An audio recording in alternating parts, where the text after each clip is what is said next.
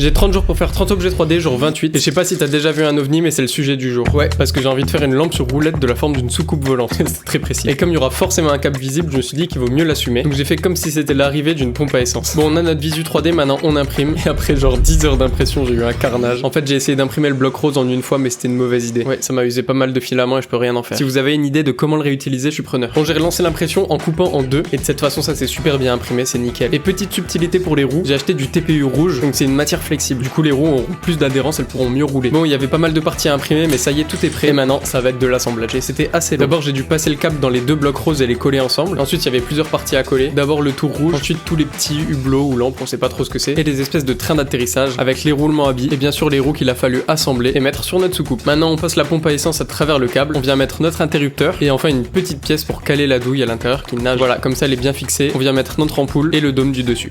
Bah ça y est les gars, notre ovni est complet. On va le brancher et là c'est le moment de révélation où on l'allume.